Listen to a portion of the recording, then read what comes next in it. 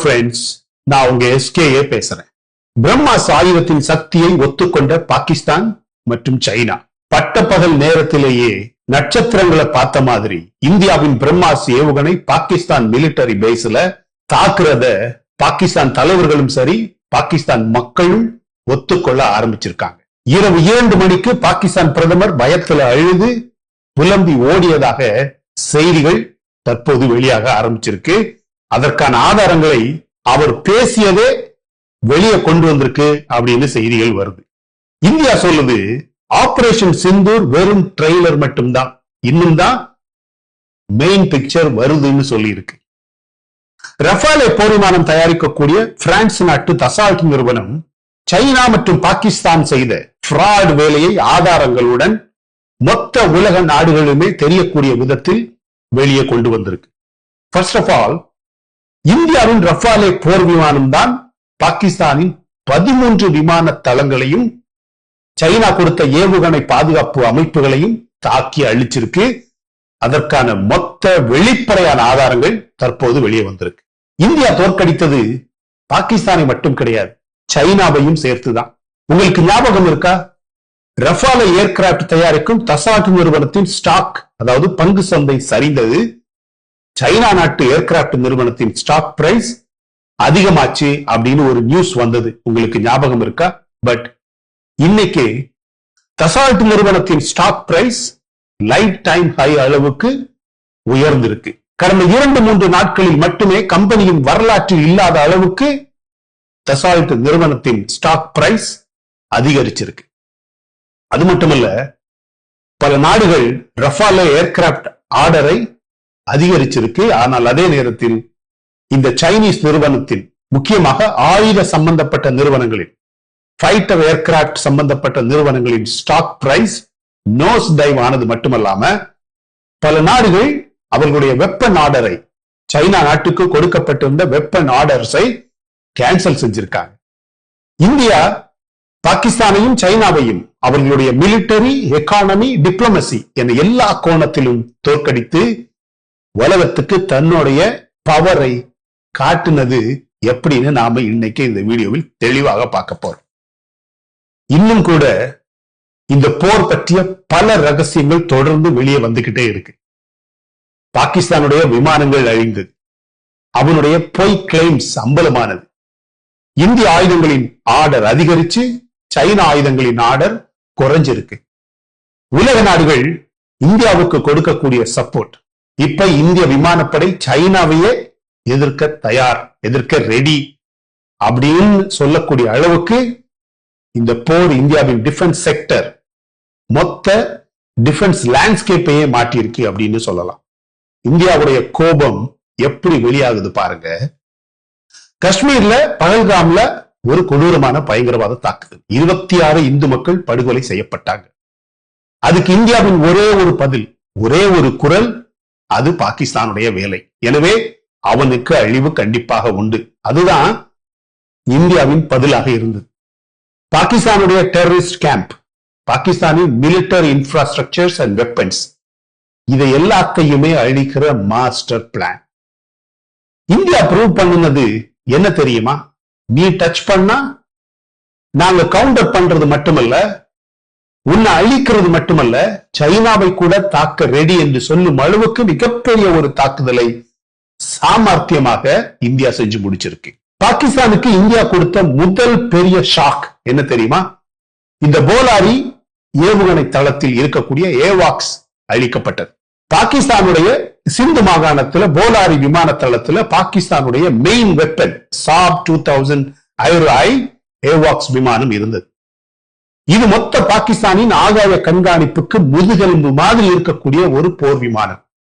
இந்திய விமானப்படை 4 BrahMos supersonic missiles அடிச்சு 4வது மிசைல் அந்த ஹேங்கரை தாக்கி பாகிஸ்தானின் ஏவாக்ஸ் விமானத்தை தூள் தூளாக்குச்சு. மை டியர் ஃப்ரெண்ட்ஸ், பாகிஸ்தானின் முன்னாள் ஏர் மார்ஷல் மசூத் அக்தர் ஒரு இன்டர்வியூல இன்னைக்கு காலையில சொல்றாரு, இந்தியா துல்லியமாக தாக்கி பாகிஸ்தானின் ஏவாக்ஸ் மொத்தமாக போச்சு. பைலட்ஸ் ஓடுனாங்க. இந்த தாக்குதல்ல 52 பேர், அந்த ஹேங்கர்ல இருந்த 52 பேர்ல 5 பேர் including squadron leader Usman Yusuf அப்படின்னு சொல்றவன் உட்பட 5 பேர் இறந்தாங்க ஆன் த ஸ்பாட். ஏவாக்ஸ் F-16 ஆபரேட் செய்யக்கூடிய பைலட்ஸ் மற்றும் டெக்னீஷியன்ஸ் காயமடைஞ்சு பாகிஸ்தானின் விமானப்படைக்கு 20% இன்ஃப்ராஸ்ட்ரக்சர்ஸ் இழப்பு. இது போலாரி அழிவு, அதாவது போலாரி கேட்டாஸ்ட்ரோபி என்று இன்று உலகமே பேசுது. இன்னைக்கு உலகத்தில் இருக்கிற பல மிலிட்டரி சக்திகளுக்கும் இருக்கக்கூடிய மிகப்பெரிய கேள்வி, அது எப்படி இந்திய விமானப்படை இப்படி ஒரு பெரிய தாக்குதலை மிக சுலபமாக செய்தது அப்படின்னு.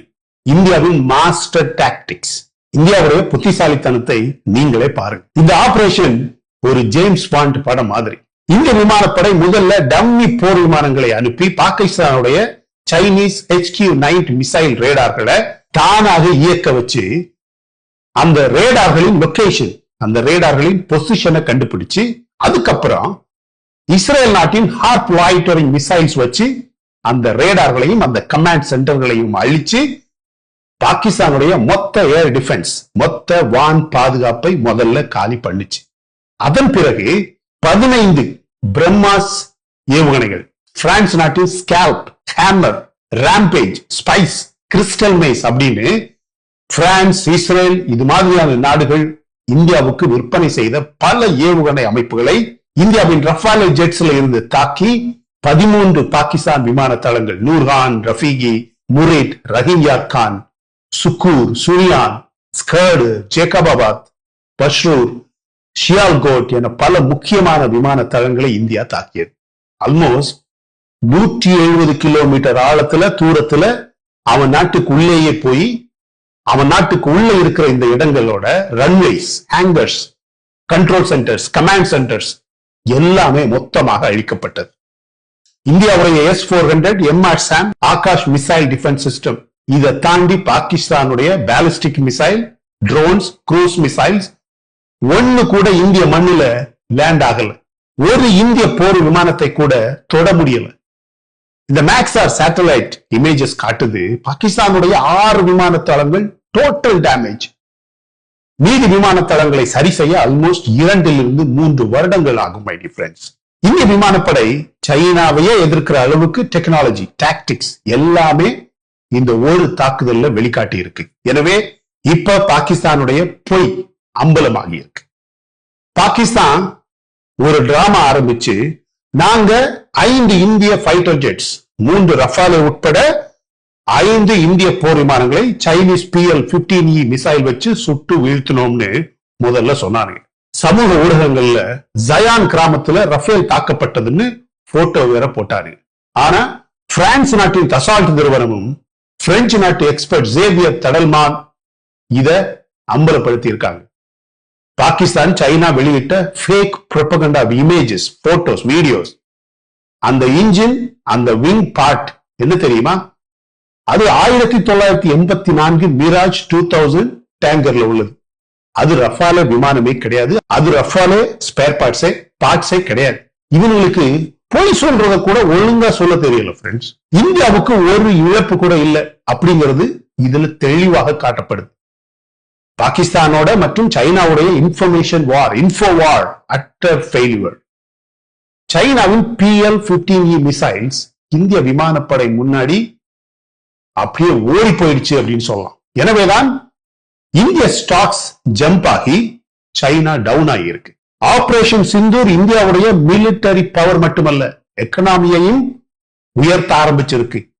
இந்திய டிஃபென்ஸ் ஸ்டாக்ஸ் ராக்கெட் மாதிரி அதிகரிச்சு நிப்டி இந்தியா டிஃபென்ஸ் இண்டெக்ஸ், அதாவது ஆயுத சம்பந்தப்பட்ட நிறுவனங்களை கொண்ட பங்கு சந்தை, அது இருக்கு பாத்தீங்களா, 3 நாள்ல ஒரு இண்டெக்ஸே 10% ஜம்ப் ஆகி ideaForge, Bharat Dynamics, Cochin Shipyard, Mazagon Dock, Paras Defence இது மாதிரியான நிறுவனங்கள் 10% உயர்ந்திருக்கு. மை டியர் ஃப்ரெண்ட்ஸ், இந்தியாவுடைய உள்நாட்டு டெக்னாலஜி, டிஃபென்ஸ் எக்ஸ்போர்ட் வாய்ப்புகள் இன்வெஸ்டர்ஸ்களுக்கு மிகப்பெரிய கான்பிடன்ஸ், முக்கியமாக வெளிநாட்டு இன்வெஸ்டர்ஸ்களுக்கு மிகப்பெரிய கான்பிடன்ஸ், நம்பிக்கை கொடுத்திருக்கு. ஆனா சைனாவுக்கு பயங்கரமான அடி.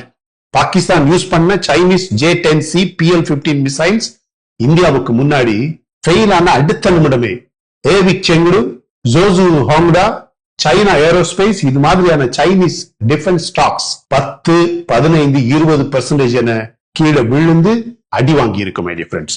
ஆனா பிரெஞ்சு நாட்டு தசால்ட் ஏவியேஷனோட ஸ்டாக் ரஃபேல் ஜெட்ஸோட வெற்றி காரணமாக மே 16ஆம் தேதி நேற்று 309 பவுண்ட் அப்படின்ற ரேட்டுக்கு ஏறி ரெக்கார்டு ஹைக்கு போய் ஒரே நாள்ல 10% அதிகமாகி லாக் அவுட் ஆகியிருக்கு. ஒரே வாரத்துல அசால்ட் நிறுவனத்தின் ஸ்டாக் பிரைஸ் 30% அதிகரிச்சிருக்கு. ஏன்னா ரஃபாலே போர் விமானத்தின் வெற்றி. இந்திய எக்கானமிக் மற்றும் மிலிட்டரி ரேஸ்ல சைனாவையும் முந்துமோ என்ற சந்தேகம் வந்திருக்கு. எனவே உலக நாடுகள் சப்போர்ட் எப்படி இருக்கு பாருங்க. இந்தியாவுக்கு உலகமே தோள் கொடுக்குது. இஸ்ரேல் டிஃபென்ஸ் மினிஸ்டர் அமீர் பராம் சொல்றாரு, இந்திய டிஃபென்ஸ் மினிஸ்ட்ரிக்கு எல்லா ஆதரவும் நாங்க கொடுக்கிறோம், ஏற்கனவே கொடுத்தாச்சு.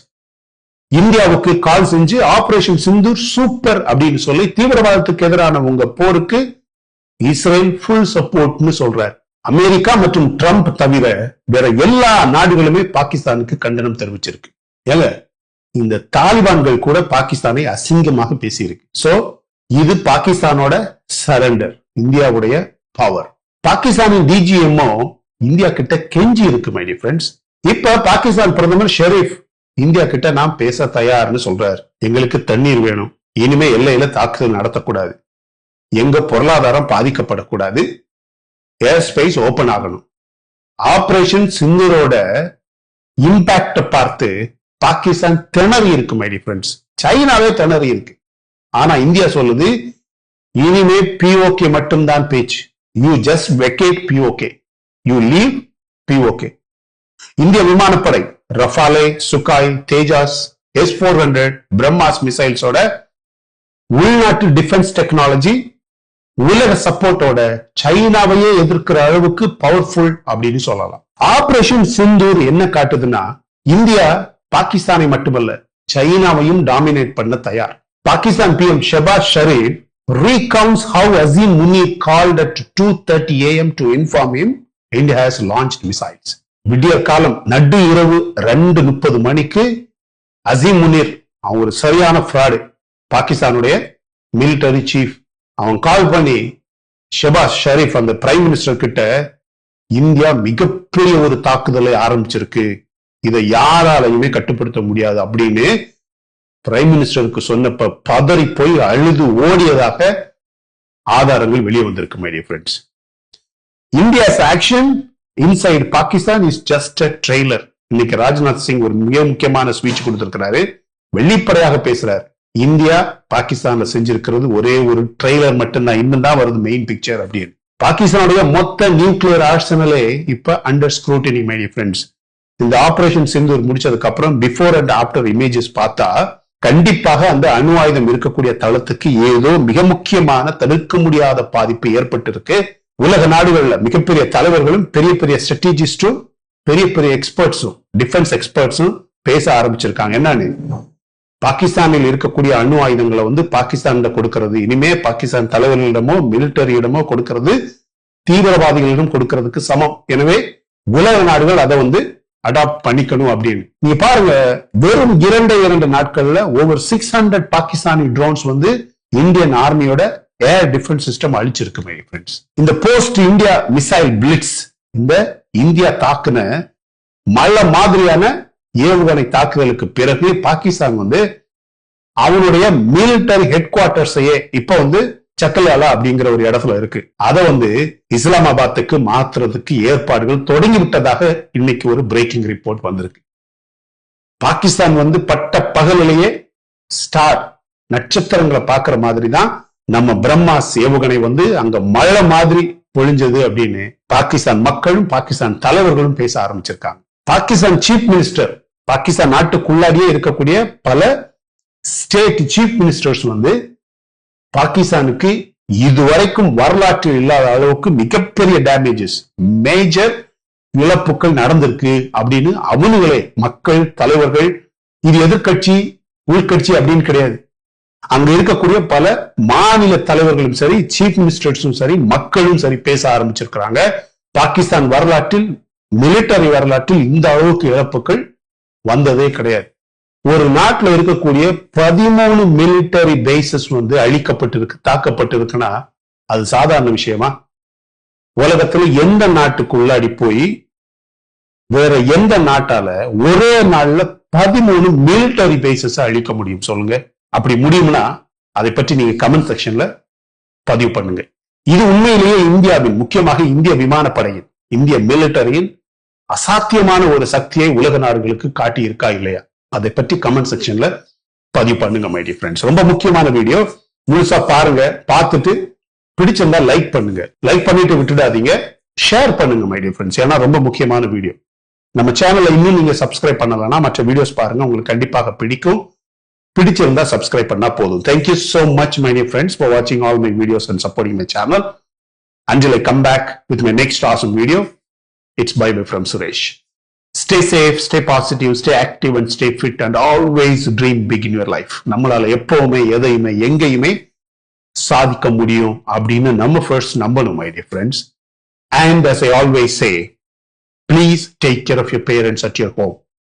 உங்க அப்பா அம்மாவை உங்க வீட்டிலே வச்சு நல்ல சந்தோஷமா பத்திரமா பாதுகாப்பா பாத்துக்கங்க friends, because it's very very very important. Thank you.